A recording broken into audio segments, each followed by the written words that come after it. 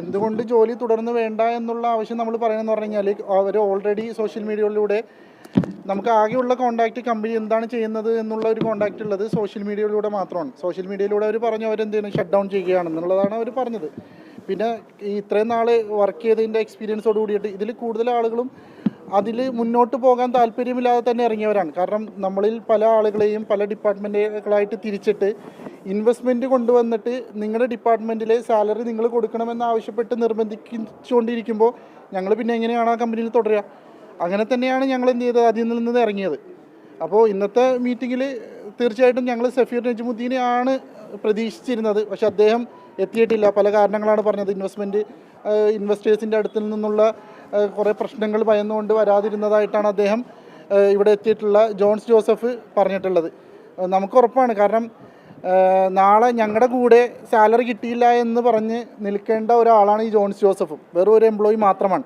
അതുകൊണ്ട് തന്നെയാണ് ഇതിൻ്റെ മെയിൻ ബ്രെയിനായിട്ടുള്ള സഫീർ നജ്മുദ്ദീൻ തന്നെ വരണം. അദ്ദേഹം തന്നെ വാക്ക് തന്നാൽ മാത്രമേ അത് ലേബർ കമ്മീഷൻ്റെ മുന്നിൽ സൈൻ ചെയ്ത് തന്നാൽ മാത്രമേ ഞങ്ങളത് സ്വീകരിക്കുള്ളൂ എന്നുള്ള നിലപാടിൽ ഉറച്ചു നിൽക്കുകയും ചെയ്തത്. അതിൻ്റെ അടിസ്ഥാനത്തിലാണ് ലേബർ ഓഫീസർ കമ്മീഷണർ പറഞ്ഞത് ഇന്നതുപോലെ ഇന്നോ നാളേക്കുള്ളിൽ ഒരു ഡേറ്റ് അറിയിക്കണം, 25-ാം തീയതിക്കുള്ളിലുള്ള ഒരു ഡേറ്റ് അറിയിക്കുകയും ആ ദിവസത്തിൽ ഒരു മീറ്റിംഗ് വെക്കുകയും അതിൽ നിന്ന് വിത്തിൻ 2 വീക്സിനുള്ളിൽ എല്ലാവരുടെ സാലറി പെൻഡിങ്ങുകളും ഞങ്ങളൊരിക്കലും ഒരു കോമ്പൻസേഷൻ ചോദിച്ചിട്ടില്ല. ഞങ്ങൾ വർക്ക് ചെയ്ത സാലറി മാത്രമേ നമ്മൾ ചോദിച്ചിട്ടുള്ളൂ. എക്സ്ട്രാ പേയ്മെൻറ്റ് ഒന്നും ചോദിച്ചിട്ടില്ല.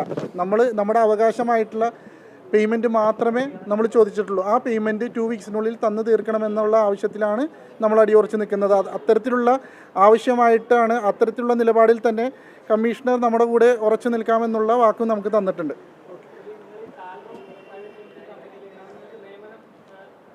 അതെ, അതായത് ടാൽറോപ്പ് എന്നുള്ളൊരു ഫേസിലേക്കാണ് നമ്മളെല്ലാവരെയും അവർ ക്ഷണിച്ചിട്ടുള്ളത്, ജോയിൻ ചെയ്തിട്ടുള്ളത്.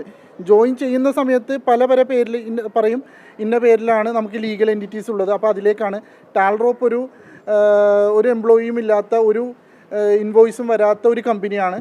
ഇതിൻ്റെ അടിയിൽ കുറേ ഷെൽ കമ്പനീസ് ഉണ്ട്. അതിലേക്കാണ് നിങ്ങൾ അപ്പോയിൻമെൻറ്റ് ചെയ്യുക എന്നുള്ള രീതിയിലാണ് പറഞ്ഞിട്ടുള്ളത്.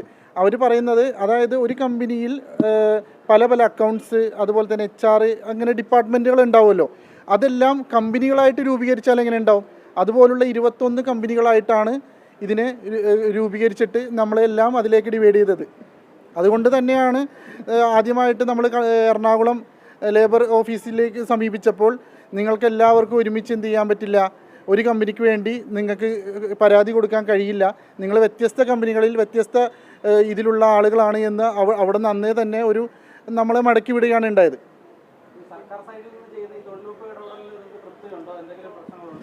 അതായത് ഇപ്പോൾ പറഞ്ഞ കാര്യം ഇങ്ങനെയാണ്. അതായത് 25-ാം തീയതിക്കുള്ളിൽ ഒരു ഡേറ്റ് എടുത്തിട്ട് 2 വീക്സിനുള്ളിൽ നമുക്കത് വാങ്ങിച്ചു തരാമെന്നാണ് പറഞ്ഞിട്ടുള്ളത്. അതിൽ ഞങ്ങൾ പൂർണ്ണമായിട്ടും വിശ്വസിക്കുന്നു.